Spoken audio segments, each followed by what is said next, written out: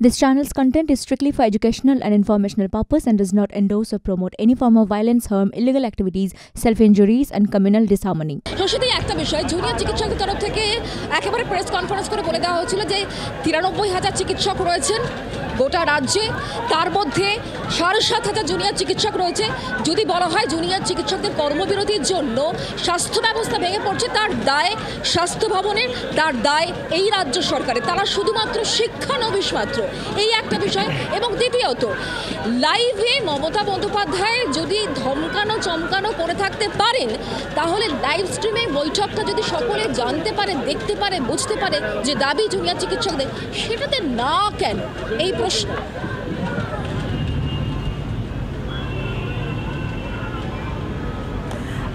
শুক্লাদি, প্রথমত কিছু তথ্য এখানে ভুলভাল এসছে। দ্বিতীয়ত তো প্রথমে এইটাকে যদি আপনি মনে করেন একটা পুজোর মিটিং আর একটি প্রশাসনিক সভা, আর এখানে এরকম একটা স্পর্শকাতর বিষয় যেখানে উঠে আসতে পারে আলোচনায়, এই তফাৎটা যদি যারা আজকে কথা বলছেন যদি না বুঝতে পারেন, এটা আমি মনে করি যে লেভেল অফ সেন্সিটিভিটিটা ঠিক জায়গায় নেই। দ্বিতীয়ত, ওয়েস্ট বেঙ্গল মেডিকেল কাউন্সিলে আমিও চিকিৎসক, আমরা হই মেম্বার, ঠিক আছে, কিন্তু আমিও যেমন একটা সরকারি হাসপাতালের সঙ্গে যুক্ত নয়। সুতরাং তথ্যটা যখন আপনি ৮০,০০০ দিন কি ৮৫,০০০ দিন কি ৯৩,০০০ দিন, এর মধ্যে সকলেই কিন্তু সরকারি হাসপাতালে নেই। সরকারি হাসপাতালে সেই সংখ্যা যদি আমি ১৮,৫০০ ধরি, তাহলে পরে সেখানে কোথাও না কোথাও যারা সো কল্ড আপনি জুনিয়র ডক্টরস বলছেন, তাহলে ইন্টার্ন, হাউস স্টাফ এবং যারা পিজিটিস, এরা ৭,৫০০।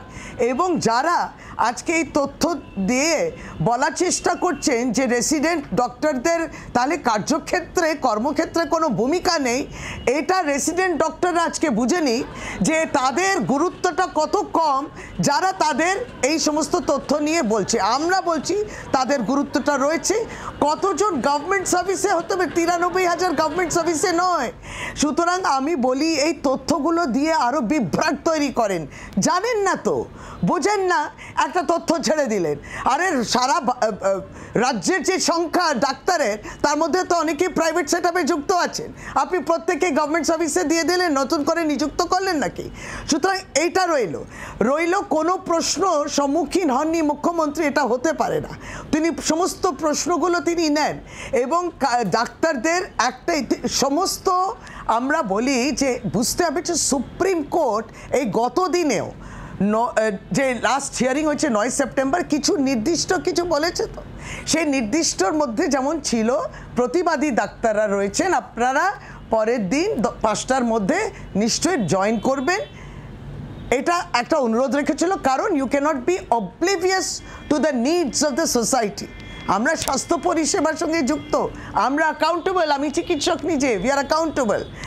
এবং রাজ্য সরকারকে বলেছে যে তুমি তাদের সিকিউরিটি ইত্যাদি সমস্ত বিষয় দিয়ে নাও, যেটা ইতিমধ্যে মমতা বন্দ্যোপাধ্যায় যেদিনকে অপরাজিতা বিল পাশ হলো বিধানসভায়, তার বক্তব্য রাখতে গিয়ে ওই ১০০ কোটি টাকা বরাদ্দ হয়েছে যাতে ইনফ্রাস্ট্রাকচার ল্যাকিউনি গ্যাপস তাৎক্ষণিক যাতে ইমপ্রুভ করা যায়, সেটাও বলেছে। এটাই এবং সুপ্রিম কোর্ট যেমন বলেছে প্রতিবাদী ডাক্তারের বিরুদ্ধে যেন রাজ্য সরকারকে অনুরোধ, আপনারা কোনো স্টেপস নেবেন না। তখনই দাঁড়িয়ে council on behalf of state government বললেন কোনো পিউনিটিভ মেজার্স নেওয়া হবে না। এতটাই তারা বলছেন শশীদি, এটাই বলা হচ্ছে যে তারা বলছেন শশীদি যে শুধুমাত্র চিকিৎসকদের সেফটি অ্যান্ড সিকিউরিটিকে প্রাধান্য দেওয়া হচ্ছে, আরও একাধিক গুরুত্বপূর্ণ বিষয় রয়েছে, তারা সেটা বলতে চান। শুধুমাত্র সেফটি আর সিকিউরিটি নিয়ে এত বড় আন্দোলন তারা করছেন না, ভেতরে ভেতরে আরও অনেক বিষয় রয়েছে যেগুলো তারা বলতে চান এবং সেগুলো সমান গুরুত্ব সহকারে যাতে আলোচনা হয়, সেই দাবি তাদের।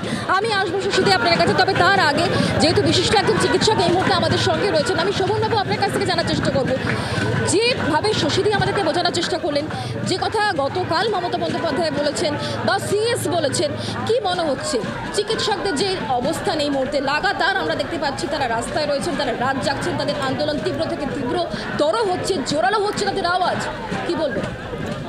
দেখুন, শশী দেবী যে লেভেল অফ সেন্সিটিভিটি বললেন, এটা বলে কিন্তু সমস্ত চিকিৎসকগুলোকে অবমানিত করলেন।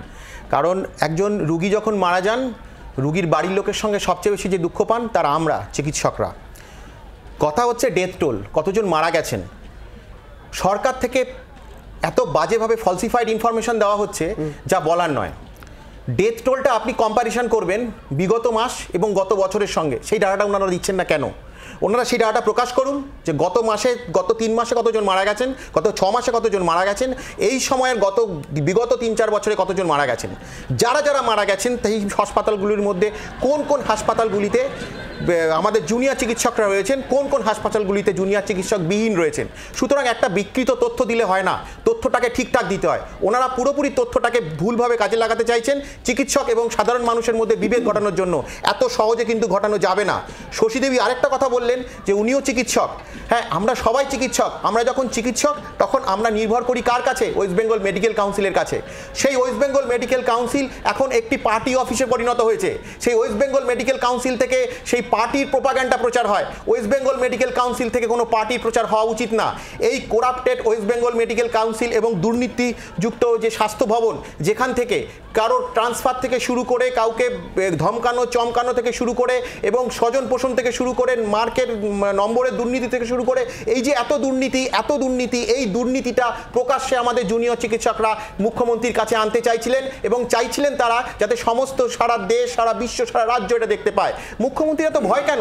আমরা তো সত্যটা তুলে ধরতাম। আমরাও জানতাম যে এই ঘটনার ফলে কখনোই দুনিয়ার রাতারাতি কোনো কিছুর বদল ঘটবে না, কিন্তু সত্যটা মুখ্যমন্ত্রী জানুন। আমার মনে হয় মাননীয় এই সত্যটা জানেন না। ওনার জানা দরকার যে এই দুর্নীতি রয়েছে, এই দুর্নীতিই হচ্ছে এই অভয়ার কারণ।